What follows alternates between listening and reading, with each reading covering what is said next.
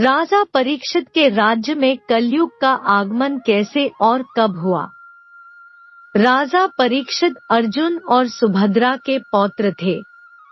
अभिमन्यु और उत्तरा के पुत्र थे। श्री कृष्ण ने अश्वत्थामा द्वारा उत्तरा के गर्भ पर चलाए गए ब्रह्मास्त्र से परीक्षित का गर्भ में रक्षण किया था।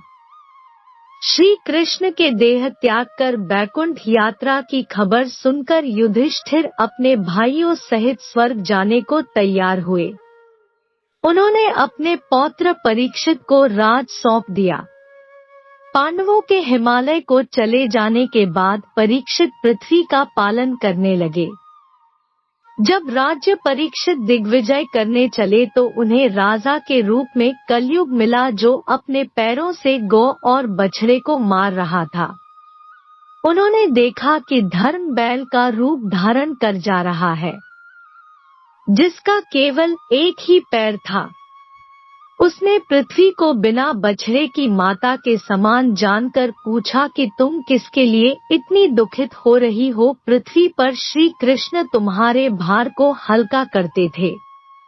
क्या उनके अंतर्ध्यान होने कारण तुम दुखी हो? पृथ्वी गाय का रूप में पृथ्वी पर हो रहे उत्पादों से दुखी थी। एक राजसी वेश में एक शूद्र हाथ में एक लंबा सा दंड लिए गौ और बैल को मार रहा था। राजा परीक्षित ने जब उसे ऐसा कर्म करते देखा तो उन्होंने पूछा कि तू मेरे द्वारा इस संसार की धर्म पूर्वक रक्षा जाने पर भी तू इन मूक प्राणियों को क्यों मार रहा है? तुम क्या लगता है कि अब गौ रक्षक श्री कृष्ण और अर्जुन नहीं है, तो क्या इस पृथ्वी पर दूसरा कोई वीर नहीं है? तू निश्चित ही मेरे बाणों से वध करने योग्य है, वध करने योग्य है।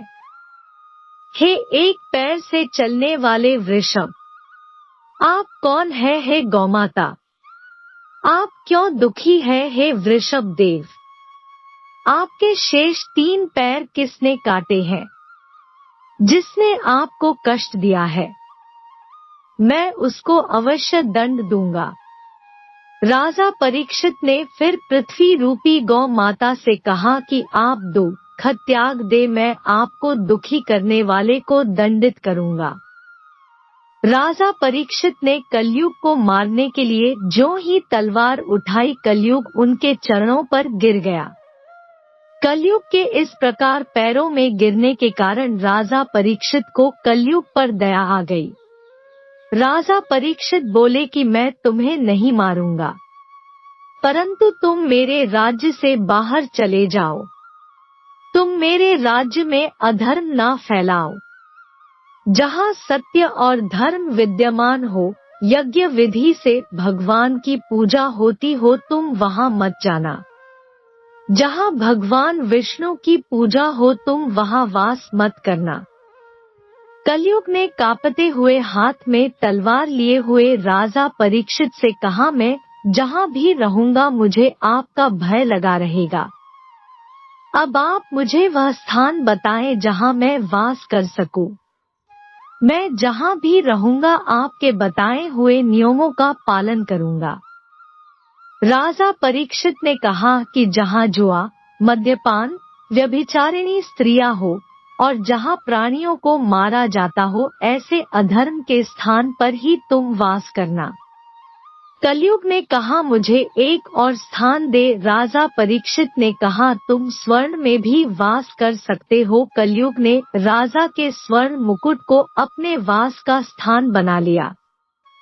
एक बार राजा परीक्षित आखेट के लिए वन में गए।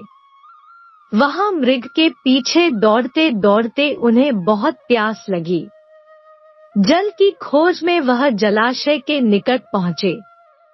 वहां आश्रम में शामिक मुनि को ध्यान में लीन थे, इसलिए राजा का आगमन न जान सके। राजा परीक्षित ने इसे अपना अपमान समझा कि यह मुनि बहुत अभिमानी है, जो द्वार पर आए अतिथि का सत्कार नहीं करता। क्रोध में आकर राजा परीक्षित ने धनुष की कोर से उठाकर एक मृत सर्प मुनि के गले में डाल दिया। राजा कहने लगा कि यह मुनि इंद्रियों को रोके हुए आंखें बंद कर झूठी समाधि लगाकर बैठा है। राजा के इस कृत्य को शमीक मुनि का पुत्र देख रहा था।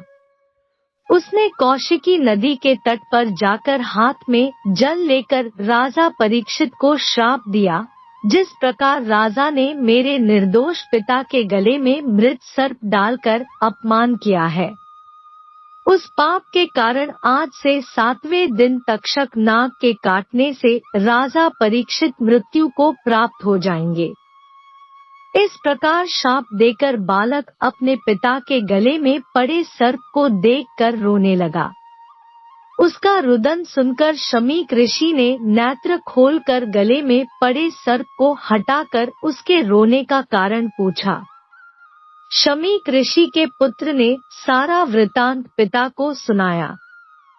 शमीक ऋषि ने पुत्र से कहा कि तुमने छोटे से अपराध के लिए राजा को ऐसा शाप क्यों दिया, जिस धर्मात्मा राजा के तेज से रक्षित प्रजा निर्भय होकर कल्याण को प्राप्त हो रही है।